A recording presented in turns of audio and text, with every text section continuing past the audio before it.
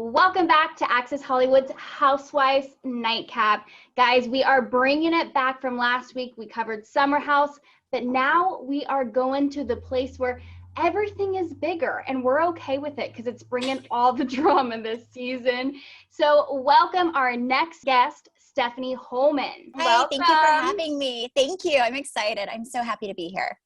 We're so happy to have you because Emily and I have been talking about it. This season of Dallas, you guys are just bringing the drama like week after week. It's exhausting to relive, but I'm glad people seem to like it. So that's a good thing, you know. But yeah, sometimes you watch episodes and you're like, oh gosh, and you know things are coming up. And there are episodes you look forward to when other people are fighting, and then there are episodes you dread when you're in the middle of it. So it's the way it is. So how would you rate this season?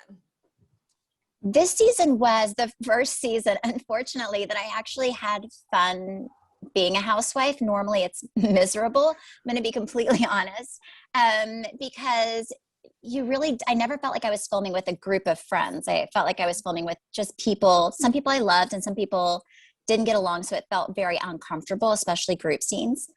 So this season, it was nice because at the end, we all left feeling like a cohesive group, which never happens, by the way.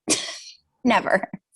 That's so interesting to hear, but I can kind of see it. And I will also point out, like, I feel like we're seeing a lot more of you this season. You're becoming more independent. You know, you started your new charity. You were talking to Tiffany last week's episode about you wanting to get more independent while she wanted actually to become more of a stay-at-home mom. So why has that been important for you to explore that side of things?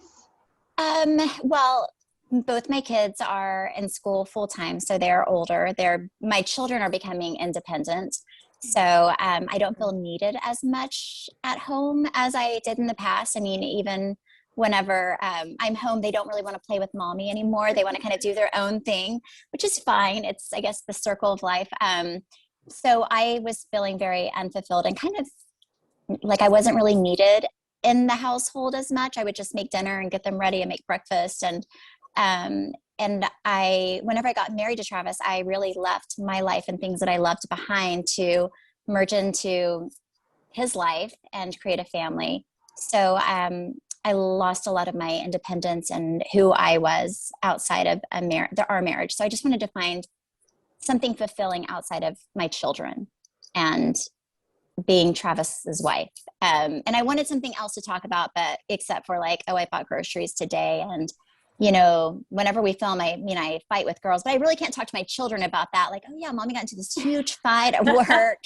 Like, I just kind of wanted something that was my own, that was positive, and something that I could really share with my children and kind of show them that, you know, as a woman, that I can do other things that matter as well, and not just their father. So let's then just jump into last night's episode. We saw a lot go down, including you talking to Carrie's daughter, Olivia, about her anxiety and her depression that she's been experiencing lately. So how was that for you? How was opening up to Carrie's daughter and kind of reliving some of the experiences you had?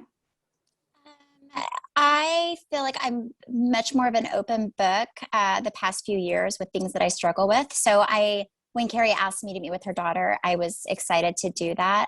Olivia is also really sweet and such an amazing girl. And I know her well enough to where it didn't feel awkward. And I think especially if you meet with someone in something that sensitive, you want to make sure that she wanted to meet with me. So I don't know.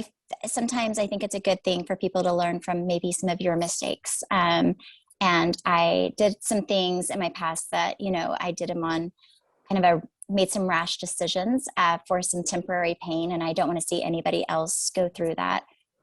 So it was something that I was happy to do. And I think she's doing better. I talk to Carrie all the time, and I've talked to her. I gave her some resources and just things that helped me out. But everybody's journey is a little different. And, but I do love the fact that she's so open with her mom on her mental health and what's going on.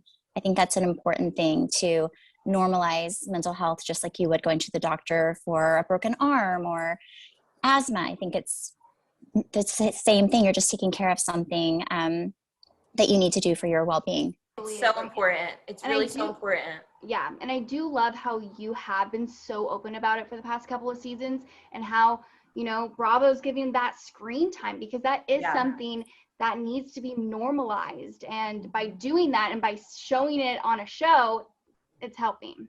Yeah, no, thank you. Thank you. It's been very freeing for me just to talk about it. So I would say I love that so many of the audience members kind of deal with the same thing, because it makes you feel less alone. And then also it's very therapeutic to be open about who you are. It's very therapeutic.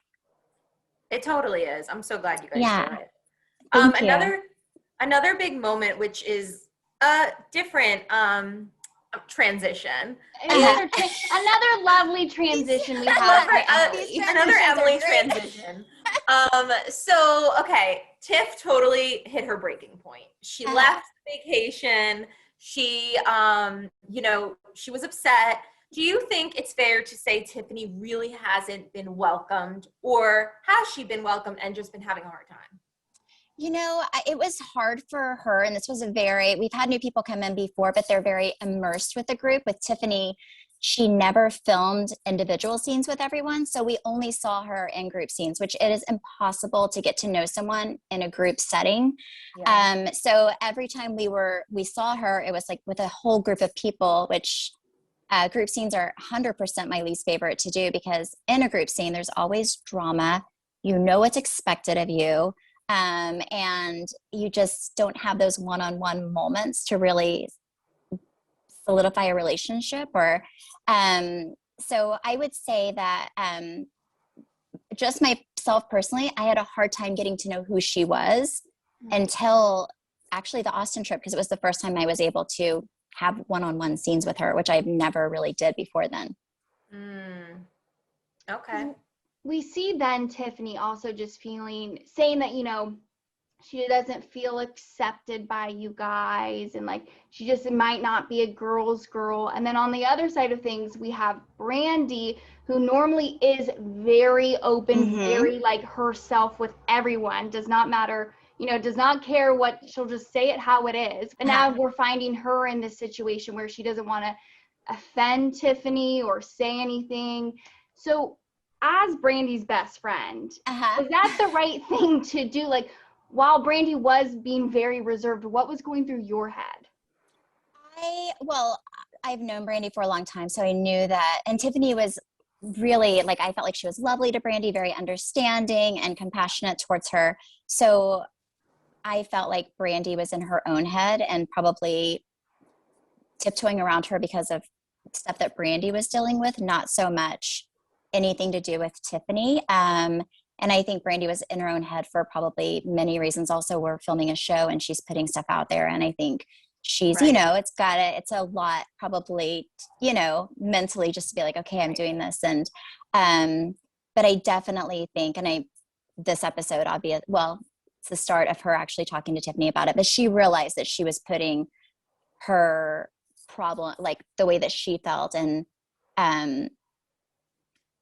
I don't know, in her issues with what happened. I think she has a little bit of, I think she has a lot of guilt. She has a lot of guilt, and she has a lot of guilt, and I think that she didn't know what to do with it. And that's what I felt whenever we were there.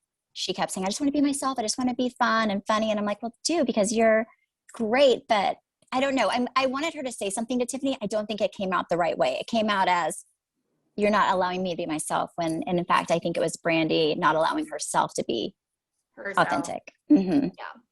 I feel like you are always there for Brandi. You guys have this, like, you just have this, like, funny girl bond.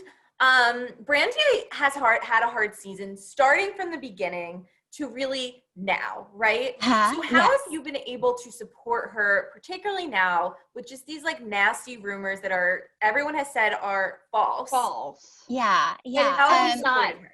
Yeah.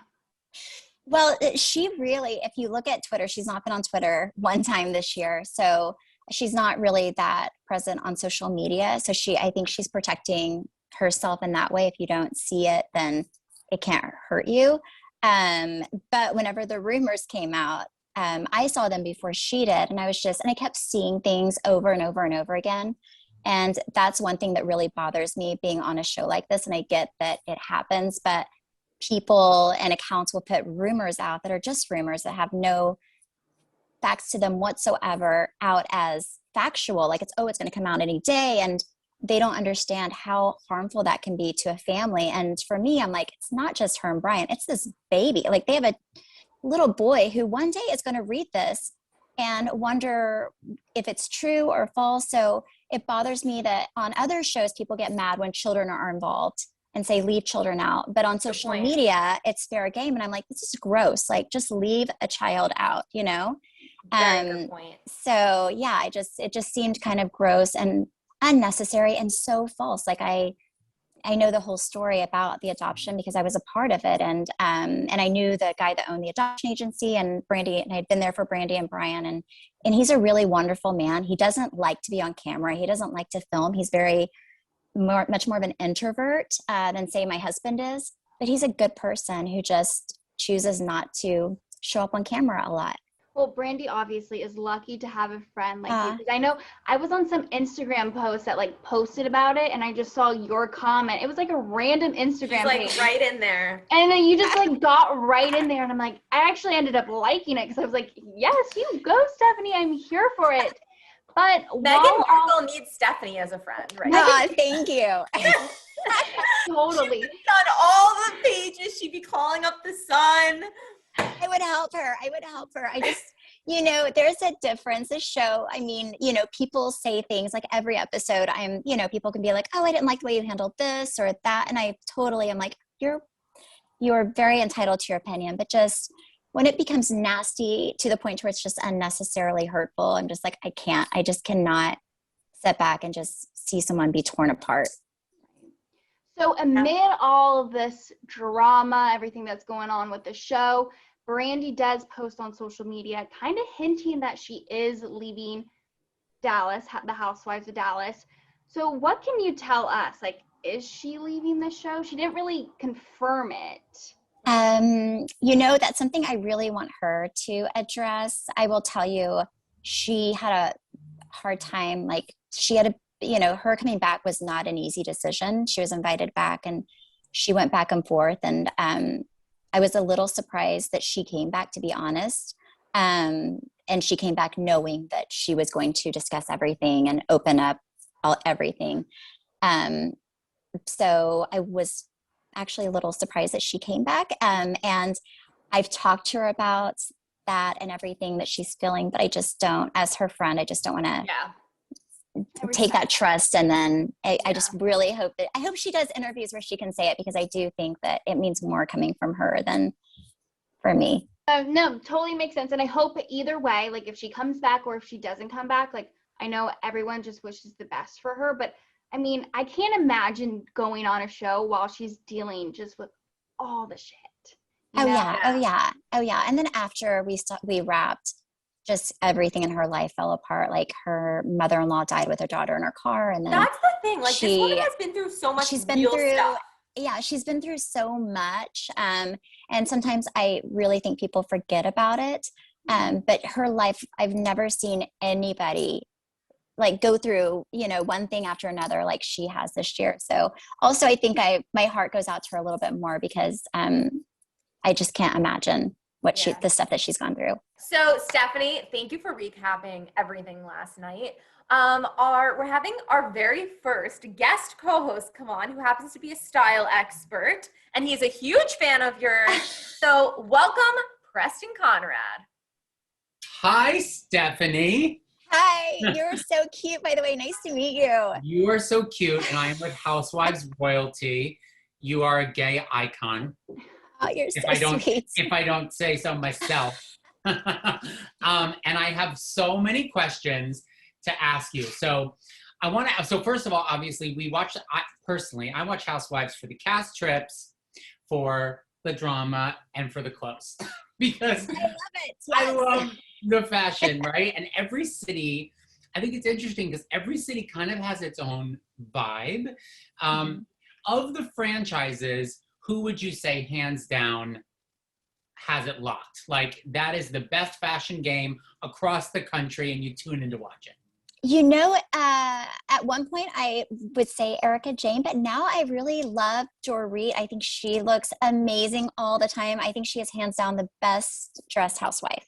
I think Dorit is coming for Erica Jane's Oh, title yeah. for sure. I don't think you're alone in that decision for sure. Her glam squad has like amplified. They travel more than they ever have. Would you say Beverly Hills in general brings the most fashion, do you think? Oh, hands down, hands down. They all look flawless always. So yeah, hands down, they are the best dressed. Yes. Well, every city has its own unique vibe. What would you say, if you could sum up the style of your city, the girls on your show in one word, what would it be? Oh, I definitely think we're probably a little bit more conservative. I would say like conservative and classic are what most of the girls on our show are. Who has the best style in the group besides You yourself? know, oh, you're so sweet. You know who I really love their style because it's very true to who they are is Cameron. I think she is very true to who she is as a person. Like I can see an outfit and it's very Cameron. And I like that she just has a style and she goes with it and it works for her. And I think she always looks very elegant and put together. But it's her own personal style and I like that. Yeah, I could see if I happened to be in Dallas and ran into her at a store, she would probably be wearing something that she wore on the show. Like, it's not like a Beverly Hills thing where they just get into a look for a scene. I feel like she's wearing that. Oh, everything she wears in the show, she will wear off the show. Yes, like everything. Okay. She has a very like I think her style is just something that it's just very consistent, which I think is really pretty. For housewives. It's very for housewives. Yes, okay, yes. I don't know if you're going to do this because you're the nicest person on the planet, but who has the worst style or who has the most room for improvement of your cast? Okay, I'm going to be completely honest, and I love this girl. She is my best friend, but I love Brandi. However, she doesn't ever she just kind of throws whatever on. She doesn't care. Even for interviews, I'm like, girlfriend, do you have to make sure it looks good? But Totally. she's like, oh, just pick something out for me. So she just doesn't care. So I wish that's what people love though. Yes, but also it's what makes her so charming and relatable is that she just doesn't care. But she has such a cute little figure. I'm like, but it's not her thing. And, but I like it about her. I think it's part of her charm. Okay. So I want to play a quick round robin game with you that we're calling Yeehaw or Yeenaw. Okay. And that's basically a Stephanie Hollman picture. And you're going to tell me if it's a Yeehaw or a Yeenaw and why. And I'll chime in too. Okay. So let's start with our first one, which I want to say this was at like a Deandra birthday party or something. This like purple sequin gorgeous moment. Oh, I will say I love the dress. Yeehaw. I wish looking back I would have worn my hair up because there's so much going on up top, but I love the dress, so I actually like that one. Yeehaw. Yeah, that's a yeehaw from me too. That's a real I want to say this was maybe at a Travis's like midlife party. Yeah, that's a Yeenaw, but on purpose. Yeah. That was my Peggy Bundy look. Yeah. I actually give this a yeehaw because like we said about Beverly Hills, like it takes a lot to get a housewife in a full costume and you just did it. Oh, thank you so much. Thank you. It's a hot mess. Bang, Stephanie. Okay, Yeenaw, and I wanted to do bangs, but then I didn't want to cut my hair. But no, it just did not look good on camera at all. So Yeenaw. This is a wig. Yes, absolutely. Like, yes. Not a great one. Not a great one. She had a moment with her glam. She said, I picked that one. She tried it. She never tried it again. Yes, absolutely. Then I'm like, nope, I'm just going to cut my hair from now on. It's okay. Totally. Okay. Season 4 reunion, liquid black, metallic, one shoulder, Stephanie. Oh, Yeehaw. I love that dress. That was one of my favorite dresses. And it's hard to find a dress in 1 week. So I love that dress. I liked the glam. It was really pretty. I give that a major yeehaw too. I thought that was really pretty. Speaking of reunions, what's the deal? Do they say you have to wear these 4 colors? Like, how does everybody magically show up wearing lavender one year? So what they do, so that year they said, Stephanie, you have to wear a black gown. And then the other girls, I think, wore red. Yep. So you have a color and you know if it's gown or cocktail, and you just have to try to find something within, usually you get 1 to 2 weeks to find something. It's a really stressful situation, and you just get a color or a color palette, and then you submit. So they don't really care what you look like; they care what the group looks like.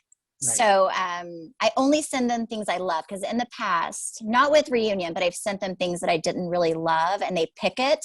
So I only send them things I really like. So yeah, you send options. And then you wait for them to tell you yes or no. Any other big fashion moments we should keep our eyes out for the rest of the season before I give you back to the girls? Ooh, so in the finale we do, so there's a famous show, Dallas, that was obviously filmed in Dallas at South Fork Ranch. So we go there and do like a whole Dallas moment, all the girls do with our husbands. So I think it'll be a really nice little nod to where we're from. That is all for this week. Thank you guys for watching. Please comment below what you think about Dallas this season. Like, comment, subscribe, do it all, follow us. Can't wait to see you next week, guys.